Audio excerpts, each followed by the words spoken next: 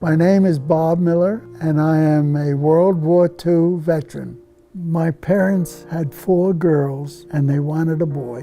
And that boy came. I was very mischievous. I joined the Junior Naval Reserve and worked my way up to Aviation Machinist Mate 3rd class. Then at age 17, I joined the Navy. My father had a sign for me, but it was the best thing for both of us, since I was a little mischievous, and this was something that would straighten me out. It was January of 1941, which was a year before the war. All the uniforms and everything we needed, they piled into our outstretched arms. By just looking at us, they knew what size we were, what shoes we wore, everything about us. I guess they had a good eye. We put the strap over our shoulder and we've got all our worldly goods, and we can go any place with it. They sent us to machinist school, where I was really doing a good job until I got in trouble and I decked the chief petty officer. And if you do anything wrong in boot camp, you're automatically sent to sea. We had to learn to scrape all the paint and do all the dirty jobs that were required to keep the ship in shape. We had to wash ourselves down with salt water, because they gave us a bucket of salt water and a bar of saltwater soap. Now, aside from this, they had to give me a job. Decided to give me the job as chief of the petty officer's head. So I says, oh boy, they're getting even with me for decking that chief in service school. So now when I got into there and they told me what had to be done, and then I was getting ready for mealtime and I decided to take a shower, and it was real water. And that was great.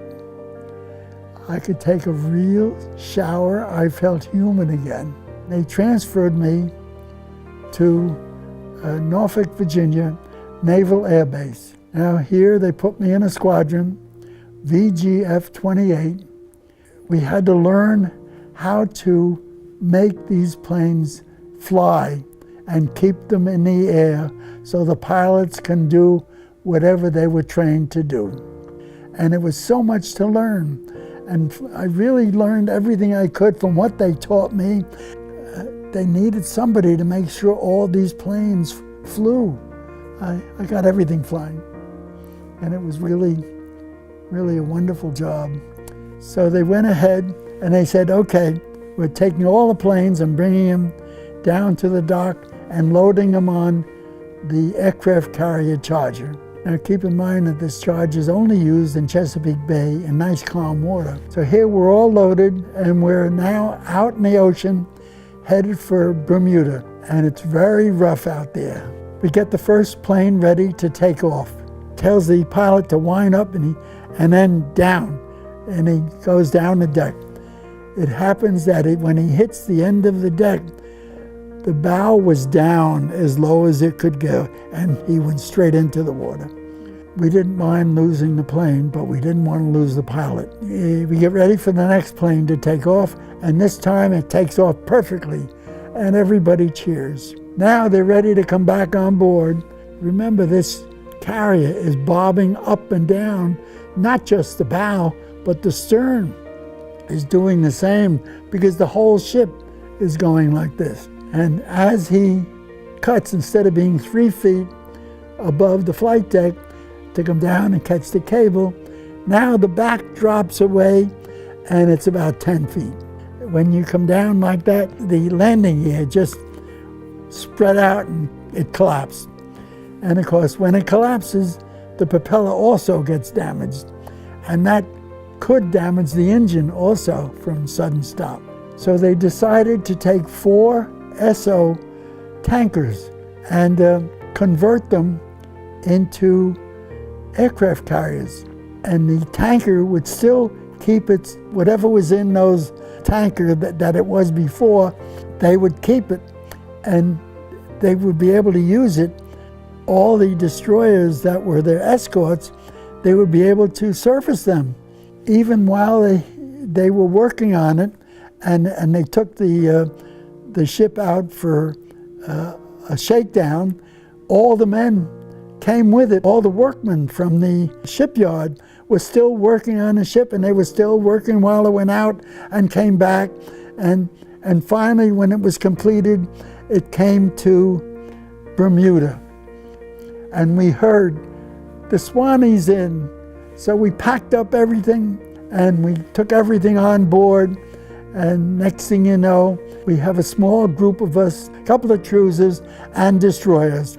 And here we're out. We didn't want them to know. If they saw a big convoy coming, the German U-boats would notify headquarters that this big thing was coming. So what we did is all these ports up and down the East Coast had a few of everything. And we all headed in different directions and had to form up in one area and finally got together to get ready for the invasion. And we were afraid that we wouldn't be able to land on the Atlantic.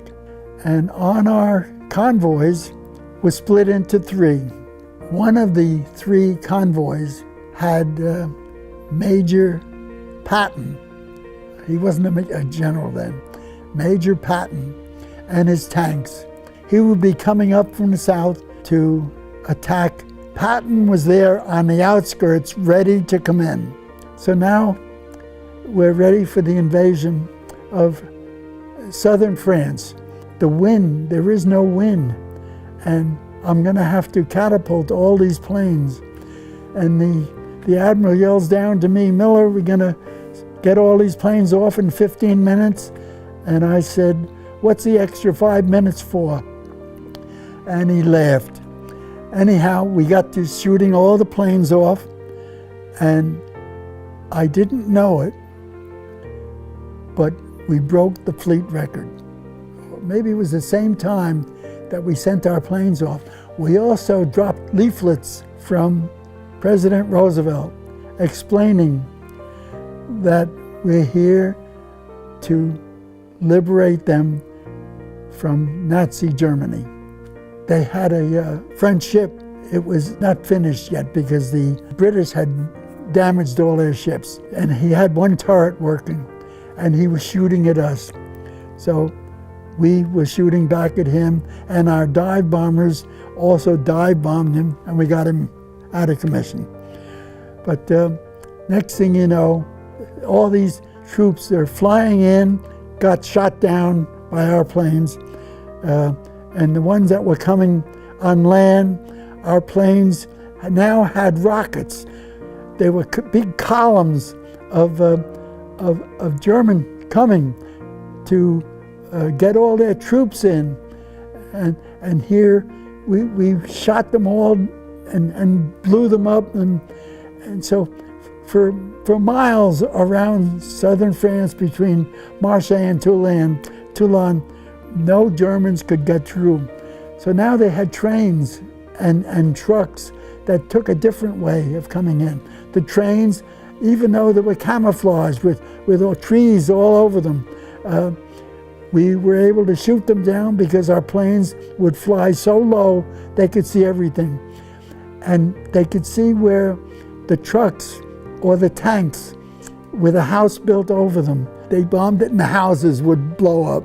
We finally won the battle there, even though we were there for quite a while. And we were running out of ammunition and our bombs for our planes. And I was honorably discharged from the Navy in 1947. If I had to do it all over again, I would do it. It was the most wonderful part of my life. We were there and we did our job.